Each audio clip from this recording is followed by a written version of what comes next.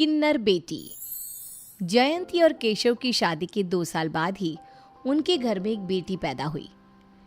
केशव के माँ बाप यानी कि जयंती के सास ससुर रघुनाथ और सुमित्रा अपने घर में पोती के आने की खबर से बहुत खुश थे। लेकिन कुछ ही दिनों बाद जब पता चला कि जयंती और केशव की बेटी नॉर्मल नहीं थी बल्कि किन्नर थी, रघुनाथ और सुमित्रा के तो होश ही उड़ गए। देखो जयंती, तुम्हारी ये बेटी जैसे जैसे बड़ी होगी वैसे वैसे मुश्किलें बढ़ेंगी, और वैसे भी एक किन्नर को घर में रखना ठीक नहीं है बेटा। हाँ बहू, जितना जल्दी तुम इसे किन्नरों की बस्ती में देकर आ जाओगी तुम्हारे और हमारे परिवार के लिए ठीक रहेगा। माँ बाबूजी, मैंने और जयंती ने हमारी बेटी यानी कि राधा को पालने का फैसला लिया है। हम उसे किन्नरों को देकर नहीं आएंगे। ये कैसी बात कर रहे हो केशव? तुम चाहे इसका नाम राधा रख लो या मीरा, रहेगी तो ये किन्नर ही ना। देखो केशव, जितना जल्दी तुम अपनी इस किन्नर बेटी से मोह छोड़ दोगे उतना ही जल्दी तुम्हारे और इसके दोनों के लिए बेहतर होगा। माँ बाबूजी, मैं आप दोनों के आगे हाथ जोड़ती हूँ, मुझे मेरी बेटी से अलग मत कीजिए। चाहे किन्नर हो या चाहे कुछ भी, मैं हमेशा अपने साथ रखना चाहती हूँ, इस घर का हिस्सा बनाकर। अब अगर तुम दोनों ने जिद कर ही ली है बेटा तो ठीक है, लेकिन याद रखना इस घर में रहकर इसे कभी अपने हिस्से का सम्मान नहीं मिल पाएगा। और मेरी एक शर्त है। कैसी शर्त माँ? तुम दोनों को अपनी दूसरी संतान को भी जन्म देना होगा। मैं जिंदगी भर एक किन्नर पोती की दादी बनकर नहीं रह सकती। कम से कम एक तो दुनिया को दिखाने के लिए नॉर्मल बच्चा इस घर में होना चाहिए ना। धीरे धीरे राधा बड़ी हो जाती है। जब वो 3 साल की हो जाती है तो जयंती और केशव के घर में एक और बेटी का जन्म होता है जो एकदम नॉर्मल होती है। जयंती और केशव उसका नाम मीरा रख देते हैं। एक दिन शाम के वक्त जब रघुनाथ और सुमित्रा अपनी छोटी पोती मीरा को गोद में खिला रहे थे तो राधा वहां पर पहुंच जाती है। दादी दादी, आप हमेशा छोटी को ही अपने साथ खिलाते हैं, मुझे भी आपके साथ खेलना है। अरे दूर रह, खबरदार जो मेरे पास आई तो हाथ मत लगाना। लेकिन क्यों दादी? भाग यहाँ से। आई बड़ी मुझसे सवाल पूछती है दादी दादी दादी। मैं तो मेरी नन्ही सी पोती के लिए बड़ी सुंदर फ्रॉक लेकर आया हूँ। अरे मेरी मीरा के लिए। मुझे भी चाहिए फ्रॉक दादाजी, मुझे भी सुंदर फ्रॉक पहनना है। बाबूजी, अब राधा के लिए कुछ नहीं लेकर आए? इस किन्नर के लिए कुछ लाने के लिए मेरे पास पैसा नहीं है। लेकर जाओ इसे यहाँ से, और इसे ना बहुत दूर रखा करो। कितनी बार कहा है कि हम इसके दादा दादी नहीं है। कुछ साल और इसी तरह से बीत जाते हैं। अब राधा 10 साल की और मीरा 7 साल की हो चुकी थी। एक दिन सुमित्रा के दूर के रिश्तेदार उनके घर आते हैं। अरे नमस्ते भाई साहब, बहन जी, कैसे हैं आप? कितने सालों के बाद मिलना हो रहा है आपसे। अरे आप लोग तो आते ही नहीं। आज पता नहीं कैसे रास्ता भूल गए कि इधर आ गए। बहुत जरा जल्दी से पानी लेकर आना। तभी अचानक राधा अपने हाथ में पानी का ग्लास लेकर रिश्तेदार को देने के लिए आती है। अरे नहीं नहीं, एक किन्नर के हाथ का पानी पीकर हमें पाप का भागीदार नहीं बनना। आप तो जानते हैं भाई साहब, हम इन चीजों के कितने खिलाफ हैं। अरे ठीक कहते हैं आप, लेकिन कौन समझाए? हमारे बहू और बेटी की तो बुद्धि खराब हो गई है। राधा, कितनी बार कहा है तुमसे, घर पर कोई आए तो उससे दूर रहा करो। भागो यहाँ से। आई बड़ी पानी पिलाने वाली, निकलो यहाँ से। दादाजी ये देखिए ना, मेरे जूते खराब हो गए, मुझे नए शूज चाहिए।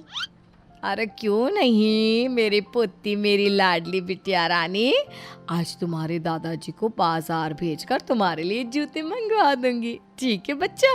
क्या बात है बहन जी, छोटी पोती कुछ ज्यादा ही लाडली लगती है आपकी। अरे क्यों ना हो, एक यही तो हमारे जीने का सहारा है। मेरी प्यारी मीरा, समझा समझा कर थक गई मैं अपनी बहू जयंती को कि अभी भी वक्त है। इस किन्नर को जाकर उन किन्नरों की बस्ती में छोड़ा है, लेकिन मानती ही नहीं। अरे इसके साथ हमारे बेटे का दिमाग भी खराब हो गया है। न जाने किसकी बातों में आ गया है। कब तक इस किन्नर को अपने घर में रखेगा, हमारी तो कुछ समझ में नहीं आता। सारे समाज के सामने मजाक बना कर रखा है हमारा। रिश्तेदार अपने घर चले जाते हैं और कुछ दिनों बाद जब सुमित्रा आंगन में बैठकर कुछ काम कर रही थी तो राधा वहाँ पर दौड़ती हुई आती है। दादी ये देखिए, आपकी साड़ी छत पर सूख रही थी ना, बाहर गली में गिर गई थी, मैं इसे जल्दी से उठाकर ले आई। दूर दूर रहना मुझसे। और तूने मेरी साड़ी को हाथ कैसे लगाया? मनहूस कहीं की, शर्म नहीं आती तुझे? मैंने मना किया था ना कि मेरी किसी भी चीज को हाथ मत लगाना। लेकिन दादी अगर मैं नहीं उठा कर लाती तो आपकी साड़ी नाली में गिर जाती। अरे तेरे हाथों को छूने से बेहतर होता कि नाली में ही गिर जाती। तूने मेरे कपड़ों को छुआ है, अब मुझे भी जाकर पवित्र होना पड़ेगा। जा यहाँ से। कितनी बार कहा है मेरे सामने आकर अपनी ये मनहूस शक्ल मत दिखाया कर। राधा रोते हुए वहां से चली जाती है। उसे समझ में ही नहीं आता था कि आखिर उसकी गलती क्या थी। उसके दादा दादी उससे इस तरह से क्यों व्यवहार करते थे। कुछ दिनों के बाद जयंती अपने सास ससुर के पास आती है और कहती है, मम्मी जी, पापा जी, जानते हैं राधा ने अपने स्कूल के डांस कंपटीशन में फर्स्ट प्राइज जीता है। और एक किन्नर करेगा भी क्या? किन्नरों को वैसे भी ना नाचना गाना करना ही आता है। नाची होगी वहां पर तालियां बजा बजा कर, और तुम्हें खुश होकर बता रही है कि फर्स्ट प्राइज जीता है। अब क्यों ऐसी बात कर रहे हैं बाबूजी? डांस तो नॉर्मल लड़कियां भी करती हैं ना। फिर अगर मेरी राधा डांस करती है तो इसमें क्या बुराई है? नॉर्मल लड़कियां डांस करती हुई नॉर्मल लगती है बहू, लेकिन एक किन्नर लड़की डांस करती हुई किन्नर ही लगेगी। तुम्हें ये बात कभी समझ में नहीं आएगी, इतना तो हम समझ चुके हैं। उसी वक्त मीरा दौड़ती हुई वहां पर आती है। आ गई मेरी लाड़ो रानी, जल्दी से मेरे पास आ। पता क्या चाहिए तुझे मेरी बच्ची? दादाजी मुझे ना वो बड़े वाले घुंघरू चाहिए। बड़े वाले घुंघरू? लेकिन तुम क्या करोगी मेरी बिटिया? मुझे डांस करना है, छम छम करके नाचूंगी। मुझे डांस करना अच्छा लगता है। अरे वाह वाह वाह वाह, हम अपनी बिटिया रानी को एक नहीं दो दो जोड़ी घुंघरू ला कर देंगे। पापा जी, कहने को तो मीरा भी मेरी ही बेटी है, लेकिन अगर वो डांस करेगी तो क्या आपको बुरा नहीं लगेगा? देखो बहू, मीरा एक नॉर्मल लड़की है।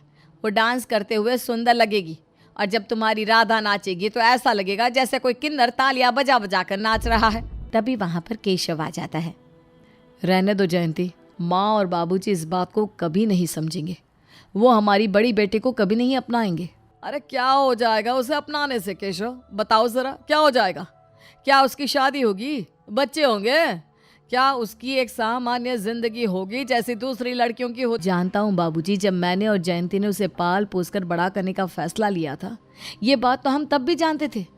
राधा की जिंदगी इतनी आसान नहीं होगी, लेकिन हमने उसे जन्म दिया है, हम उसे किसी और के हवाले नहीं कर सकते। सड़कों पर लोगों के आगे ताली बजा बजा कर पैसे मांगते हुए नहीं देख सकते। तो क्या करेगा बेटा? जिंदगी भर अपने घर में रखेगा, मुसीबत की तरह अपने सर पर बिठाकर? माफ कीजिए मम्मी जी, लेकिन राधा मुसीबत नहीं है, वो हमारी अपनी औलाद है। वक्त बीतता जाता है। राधा और मीरा अब जवान हो चुकी थी। राधा की शादी की उम्र हो गई थी, लेकिन जयंती और केशव जानते थे कि उसकी शादी कभी नहीं हो सकती।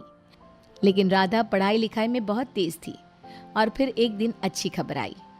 मम्मी पापा, ये देखिए, मुझे एक बहुत अच्छी जॉब का ऑफर आया है। शाबाश मेरी बेटी, आखिर तूने वो कर दिखाया जिसका सपना मैं हमेशा से तेरे लिए देखा करती थी। सारी दुनिया से लड़के हमने तुझे पाल पोस कर बड़ा किया है बेटा। अब तू जा, आराम से जाकर नौकरी कर। लेकिन मम्मी पापा, जब मुझे अपने ही घर में इतनी मुश्किलों का सामना करना पड़ा, तो क्या बाहर जाकर नौकरी करना आसान होगा? मैं जानता हूँ बेटा, तुम्हें अब से भी ज्यादा मुश्किलों का सामना करना पड़ेगा, और हो सकता है कि तुम्हारा सच सामने आने के बाद लोग तुम्हें नौकरी भी ना दे बेटा। और फिर मैं क्या करूंगी? देखो बेटा, तुम्हारा इस तरह से पैदा होना भगवान की मर्जी थी, इसमें किसी की कोई गलती नहीं है। लेकिन तुमने पढ़ लिख कर अपने आप को इस काबिल बनाया कि तुम अच्छी जगह नौकरी कर सको, तो अब डरना कैसा? लेकिन जब राधा कंपनी में नौकरी करने के लिए जाती है, तो कंपनी में जैसे ही पता चलता है कि वो एक नॉर्मल लड़की नहीं बल्कि किन्नर है, तो उसे नौकरी से निकाल दिया जाता है। राधा दुखी होकर अपने घर लौट आती है, और फिर राधा एक सवाल पूछती है। जिस तरह से दुनिया में सब लोग पैदा होते हैं, हर बच्चा जन्म लेता है, वैसे ही अपनी माँ की कोख से हम किन्नर भी जन्म लेते हैं। और किन्नर होना कोई अपराध तो नहीं है, ये तो एक जन्मजात चीज़ है, कोई बीमारी नहीं।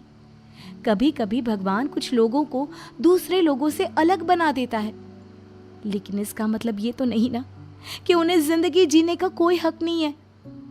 अगर आप लोगों के पास मेरे सवाल का जवाब है तो जरूर बताइएगा। क्या एक किन्नर होना इतना बड़ा अपराध है कि उसे अपने घर में रहकर अपनी जिंदगी जीने का हक नहीं, अपने जीवन को जीने के लिए नौकरी करने का हक नहीं, नॉर्मल लोगों के साथ रहने का हक नहीं?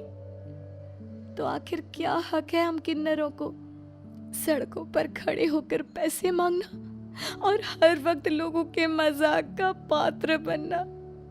क्या यही है हमारा हक?